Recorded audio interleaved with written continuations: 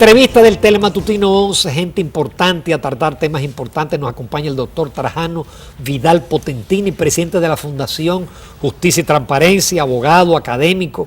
Buenos días, Trajano, un placer tenerte en el programa. Buenos días a ustedes, Hola. al país y definitivamente que el tema obligado en todo el quehacer noticioso, nacional y por qué no hasta internacional, pero ya en otros ámbitos y escenarios, es el tema de la Odebrecht.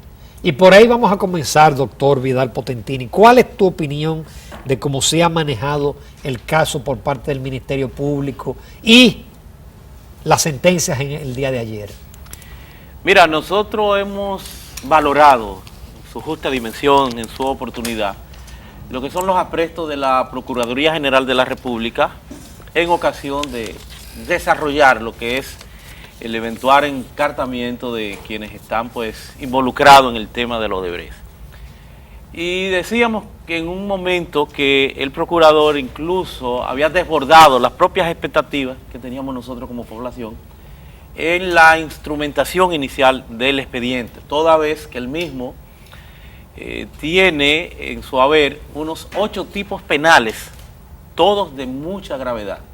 Estamos hablando de soborno, concusión, coalición de funcionarios, prevaricación, asociación de malhechores, lavado de activos y más aún este componente de la falsedad en la declaración jurada del patrimonio.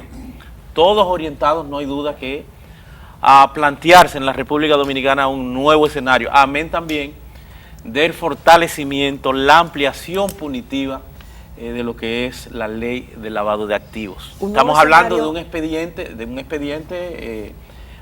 grave. Son muchos años que le cabe si es comprobado. Si fuera cúmulo de penas, estuviéramos hablando de cientos de años, si existiera en la República Dominicana y pudieran objetivamente demostrarse el tema del soborno transnacional, conjuntamente, y nacional también, conjuntamente pues con todas estos tipos penales que están contemplados. No hay cúmulo de penas, entonces el máximo de la pena en la República Dominicana 30 años, en este caso pues pudiéramos hablar hasta de penas que pudieran llegar hasta 20 años. Amén del carácter también indemnizatorio, de multas y demás, y expropiación eventual de dineros. Es de ese expediente que se trata. No obstante, pudimos posteriormente errores que eventualmente, porque como bien observaban ustedes, apenas inicia este proceso, pero con una serie de errores también, de mucho cuestionamiento, errores que calificamos incluso de inaceptables, que se han venido verificando, el hecho de que apareciera un imputado o un posible imputado que no era imputado, por error que estaba, recuerdan ustedes, sí, de apellido Milano, que estaba incluso en la orden de prisión, en el expediente inicial. Y más aún el componente de la traducción, que pudiera calificarse de mínimo y subsanable en el proceso, el error muy lamentable de 100 millones de pesos, donde en realidad se había depositado 1 millón. Creo que todo eso pues invita, llama a preocupación, pero gracias a Dios en el inicio de todo el proceso esto es subsanable, esto se puede ir enmendando. Para eso está pues el magistrado Ortega Polanco, que a la hora de tú hacer una evaluación, una ponderación de la sentencia, pues te dice que este caso no solamente es un caso jurídico, es un caso político, es un caso social y es un caso con una importancia a nivel internacional capital en todo este proceso. No hay duda de que convergen todos y cada uno de estos intereses que han llevado pues al magistrado, dentro de sus facultades, dentro de sus funciones, al margen de la opinión que pueda tener cualquiera, es una sentencia que ha pegado a lo que son esas facultades que él tiene como juzgador en esa parte inicial, que hay que apuntar que no se trata en principio de una pena anticipada. Esa gente mantienen lo que es esa verdad interina que se llama presunción de inocencia hasta tanto no se demuestra lo contrario. Están una serie de componentes. Una cárcel. Pero tú dices, bueno, 1 año, 6 meses, 3 meses, para los fines y efectos, es prácticamente lo mismo. Y me explico. La única diferencia que van a tener en términos de esta prisión previamente dada a nivel de medida de coerción es que unos a los 3 meses les revisarán el proceso en términos de la prisión, no del caso en sí, revisarán a ver hasta dónde mantienen esa medida de coerción o pueden variársela. Eso es a los 3 meses a uno, a los 6 meses a otro, se varía. a los 9, pero se puede variar hasta pasado mañana, porque por eso digo que no tiene ese efecto en términos generales. Eso va a depender de una revisión que puedan solicitar ante el mismo juez, de la misma medida. Si aparecen presupuestos, que eso se encargarán los abogados de presentar esas causales y esos presupuestos que les llevan a esa orientación. No pueden ir a un tribunal de apelación. Al tribunal de apelación, que en este caso sería la Cámara Penal de Suprema Corte de Justicia. En lo que es esa fase inicial, esto ni siquiera bien ha comenzado. Por eso es que se declara complejo y que hay un espacio para que el Ministerio Público pues continúe ampliando, investigando. Pueden surgir en términos del activismo procesal lo que serían acuerdos incluso de delación con muchos de los que están ahí. Son muchos los alegatos, es mucha la tela que hace falta cortar, pero no hay duda de que es una sanción moral importante, un mensaje, diríamos nosotros, que a la propia clase política. Doctor, sin embargo, la gente que se expresa a través de los medios de comunicación, que escribe sus opiniones, que llama a los programas, que habla en la calle, entienden que es un show y que esto se va a desinflar, que esto no va para ninguna parte. ¿Por qué ese descreimiento? ¿Qué lectura usted le da a eso? Y si es verdad que se puede desinflar esto. No, no lo advierto, no me parece, porque si fuera un teatro, no creo que en un teatro dejarían que el guión se le vaya de las manos. Hablar de ¿y se le está yendo de las manos el guión? No, pero personas que no han estado, bajar de la Torre Caney a la Victoria, personas que no han estado presos, un ministro de Industria y Comercio que apenas hace algunos días estaba representando a nivel internacional el país, le iba a dar un mareo en cosas. Entonces se pudiera estar yendo de las manos si fuera un guión preconcebido. Yo creo que no, que eso responde a esos componentes externos por un lado y por qué no ese despertar cívico que ciertamente empieza a generar. ¿Cuál ha sido más importante, el despertar cívico o las presiones exteriores? No, me parece que tienen mayor peso las presiones internacionales. Hay todo una estructura jurídica que tiene una raigambre múltiple, conectado uno con otro país, la cooperación internacional, los tratados que tienen que ver con en el ámbito, en el orden geopolítico, bueno, hasta con el ámbito comercial.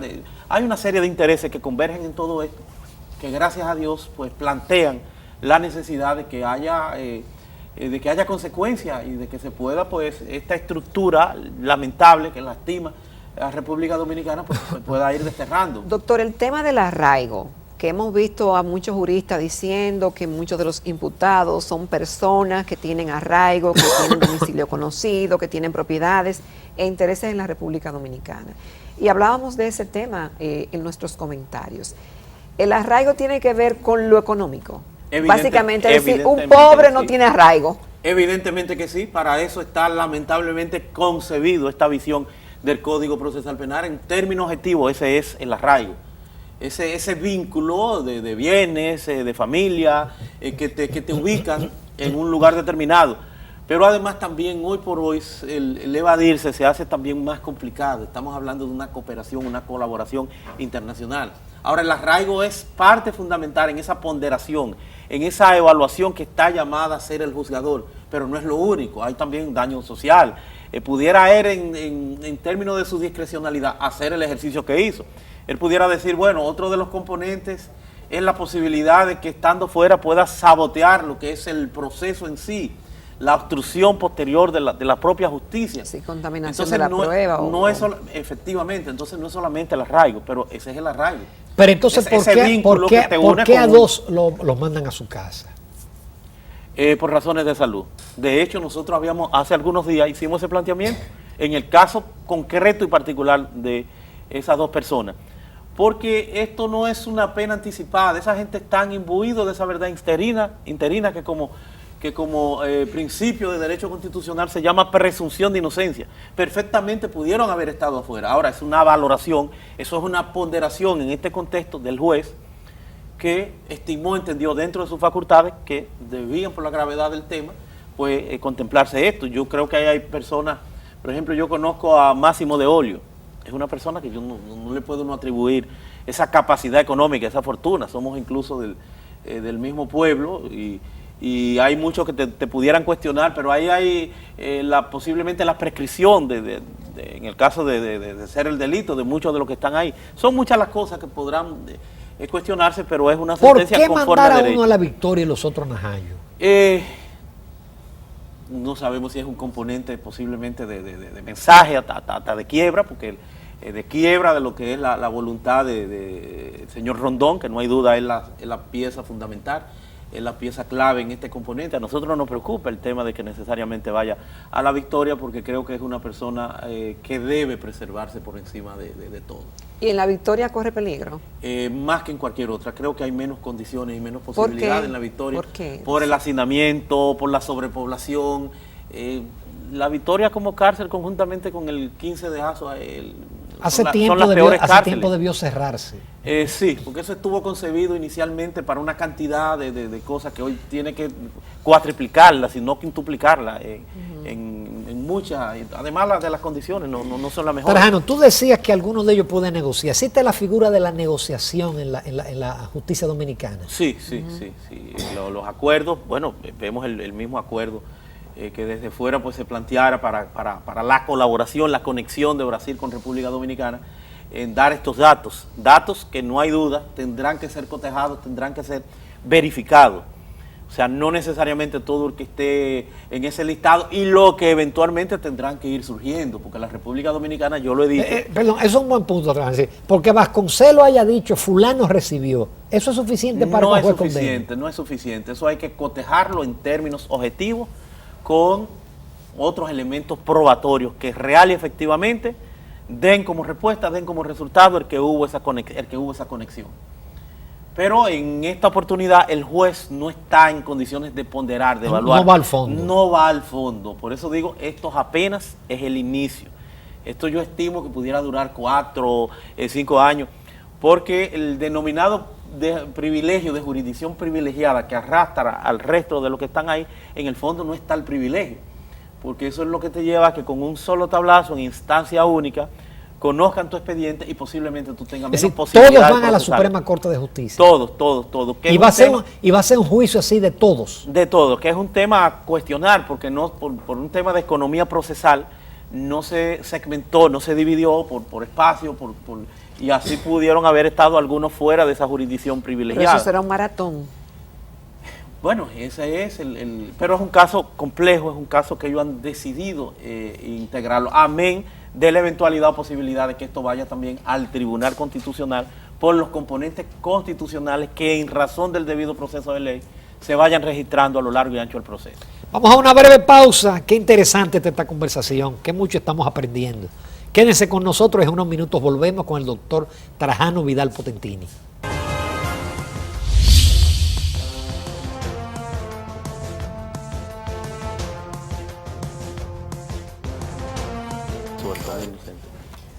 Bueno, continuamos en Telematutino 11 conversando con el doctor Trajano Vidal Potentini, presidente de la Fundación Justicia y Transparencia, y nos convoca el tema que está concitando el mayor interés en el país, como es el caso de los sobornos, de la corrupción con la empresa Odebrecht, que involucra a funcionarios del gobierno, de los gobiernos, legisladores y de partidos políticos.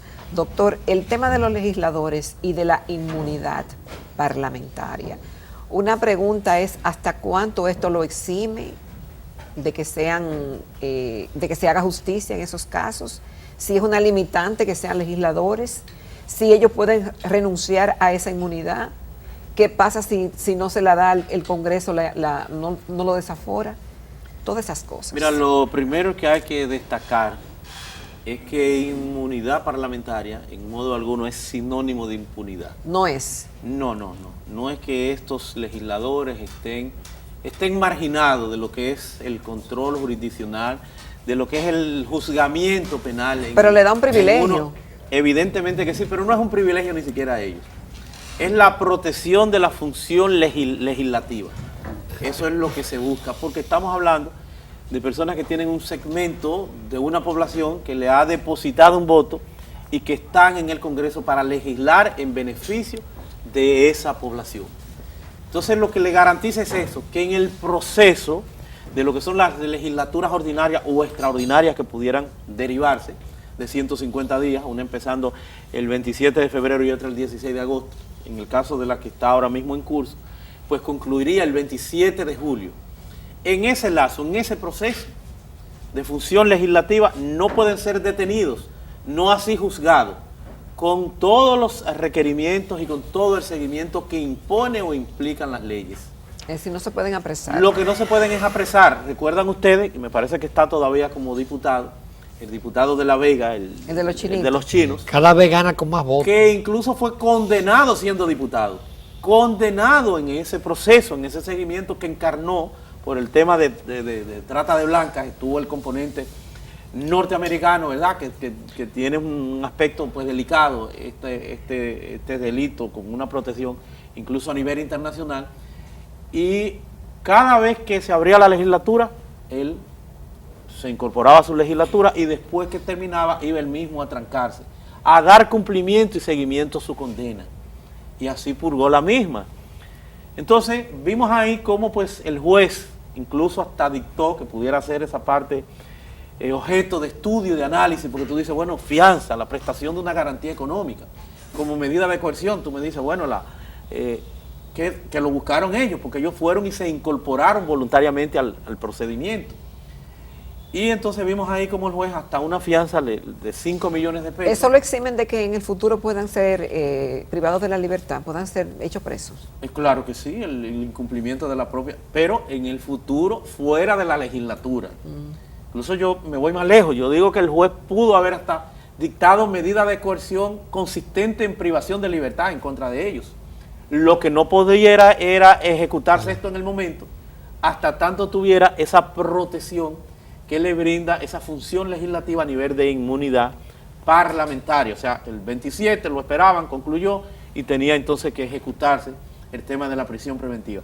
Arrancaba de nuevo la legislatura o extendían por efecto de una extraordinaria, entonces tenía que volver a sus funciones.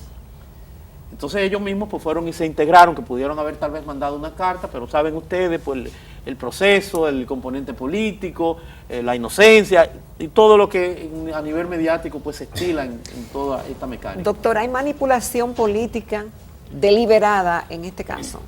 Y de los que están ahora en calidad de imputados. No poseo los fundamentos, los elementos, sería un ejercicio grande de especulación tal vez de mi parte. No advierto necesariamente que haya algún componente. No me parece tampoco, porque reitero, esto se le pudiera estar yendo de las manos. O sea que por eso no creo que sea un guión previamente preconcebido. No sabemos en qué va a desencadenar todo esto, que aspiramos y entendemos que es ampliamente positivo. Por eso es que habrá que seguir haciendo votos, porque esto se lleva a las últimas consecuencias. ¿Usted dice que es ampliamente positivo para el país? Claro que sí. Claro. ¿Cuáles que son sí. las ganancias? Que como abogado y presidente de una fundación que clama por la justicia y por la transparencia. ¿Cuáles son las ganancias? Bueno, es positivo el que se advierta que hay una voluntad política, un seguimiento por influjo de Marcha Verde, del componente externo, por lo que sea. Es ampliamente positivo que se den señales claras de combate a la corrupción, que se procure pues desterrar ese fantasma que por tantos años ha asolado a la República Dominicana, que se llama impunidad, esas estadísticas que están en números grises en la actualidad, porque tú no verificas que hayan condenas en donde se habla, en donde los levantamientos pues indican que se ha esparcido de manera cultural por tantos años incluso el tema corrupción en la República Dominicana. Y si esos casos cuando vayan a juicio se desinflan porque no están bien sustentados, porque los expedientes se caen por sí solos, porque se caigan, entonces se pierde. Bueno, no, porque estamos ahora mismo en un escenario didáctico, en un escenario de socialización, en un escenario aleccionador, sobre todo para el componente político, que fíjate que ha estado renuente a la emergencia de una ley de partidos políticos, y hoy más que la propia sociedad, quienes tienen que preocuparse, a quienes tienen que interesarle, es precisamente a la clase política. Porque si existieran muchos de estos controles, muchas pautas claras en estos términos, hay muchas cosas que no se hubiesen dado para estar expuestos en los niveles que están, y sabrá Dios los que pudieran faltar en todo este proceso. Es lo mismo, Trajano, el individuo que recibió dinero para la campaña política de Odebrecht, al que como funcionario lo recibió para fines de darle el contrato, de permitirle la sobrevaloración, etcétera, etcétera. En lo absoluto, lo que configura el tipo penal de soborno nacional, transnacional, incluso con los dos componentes, es en ocasión precisamente de doblar, de torcer esa voluntad a partir de dádivas con el objetivo de obtener beneficios en detrimento de ese plano de igualdad que tiene que haber a la hora de participar. Fíjense ustedes que la ley de soborno es una presión de la comunidad internacional en el marco fundamentalmente del Tratado de Erecata de Libre Comercio, porque para todos esos países que interactúan, que participan, por eso digo que hay un componente internacional importante, era fundamental de que se tuviera acceso en un plano de igualdad a la contratación de obras. Por eso es la presión de los Estados Unidos. La presión, sí, ese es uno de los componentes, porque Estados Unidos, incluso, saben ustedes que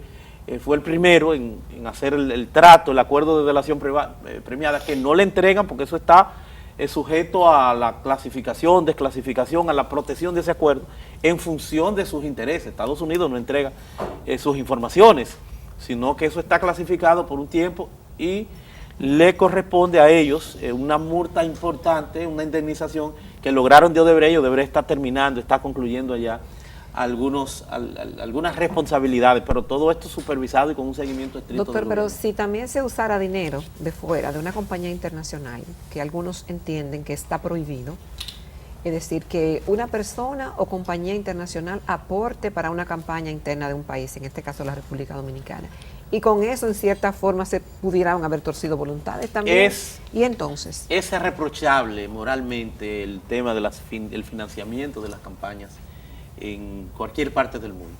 Es reprochable, y más aún cuando estamos hablando de empresas que posteriormente o en el mismo proceso estén vinculadas al tema de las contrataciones públicas.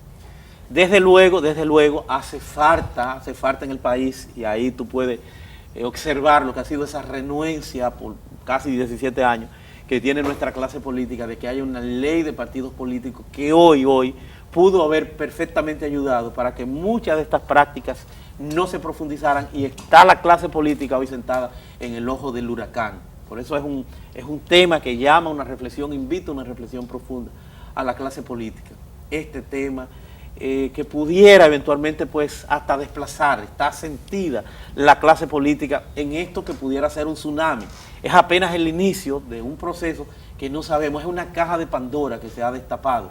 Entonces yo creo que sí, es necesario que los tipos penales estén, o ese principio de legalidad que tiene que abordar un tema tan nodal como el tema del financiamiento de las campañas políticas, tiene que estar contemplado en una ley de partidos políticos que hoy por hoy necesita la clase política estar clara sobre eso. Que den cuenta de las contribuciones privadas. Claro, y los límites de la misma y los conflictos de intereses que pudieran verificarse, porque aquí hay un financiamiento público.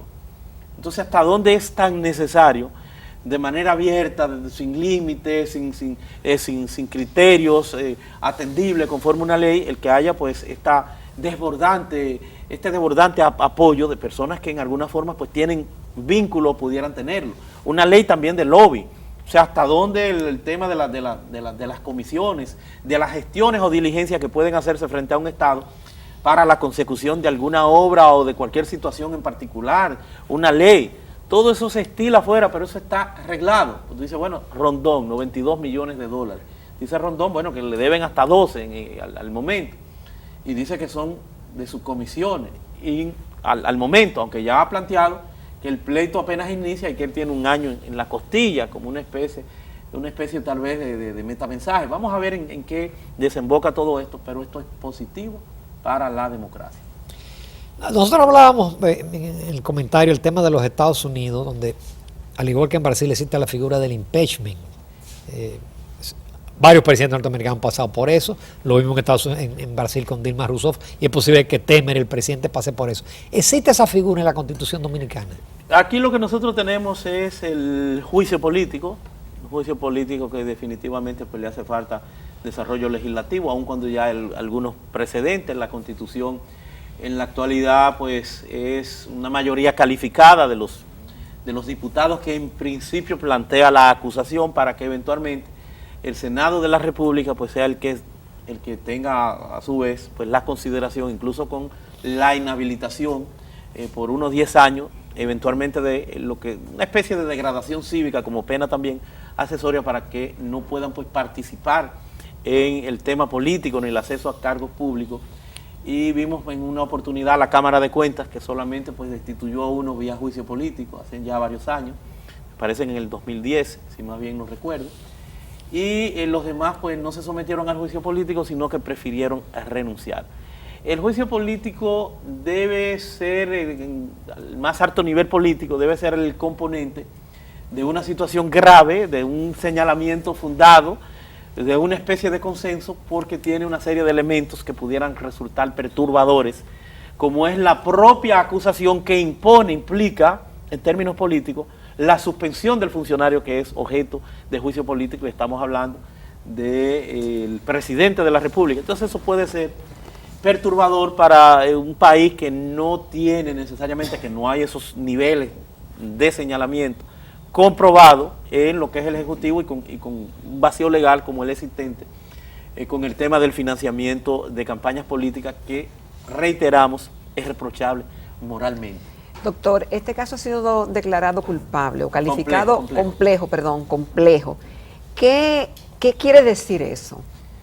Mira, por la multiplicidad de los actores, por la gravedad del caso, el mismo, pues lo que se le da es una extensión para que el Ministerio Público disponga de un mayor tiempo para el proceso de la investigación. Esto es al tenor del Código Procesal Penal, de la norma procesal penal, que es la que impone. Lo cual indica que el Ministerio Público no tiene todas las pruebas a mano, ni el expediente porque armado. apenas es el inicio, ese expediente tiene que ser ampliado, ahora hay que cotejar, hay que recoger, hay que verificar.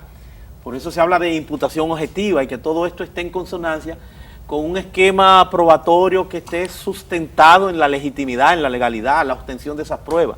Nada de eso es lo que se valora en principio. Por eso incluso el juez, en un exceso, si se quiere, de garantismo por la trascendencia del caso, pues aun cuando no acogió nada de los abogados, pero le escuchó, le permitió que desarrollaran sus medios casi como si se tratase de un juicio de fondo. A veces decían, limítese porque son valoraciones mínimas para hacer esa ponderación, esa evaluación. Él deberá de emitir un dispositivo más amplio. Sí.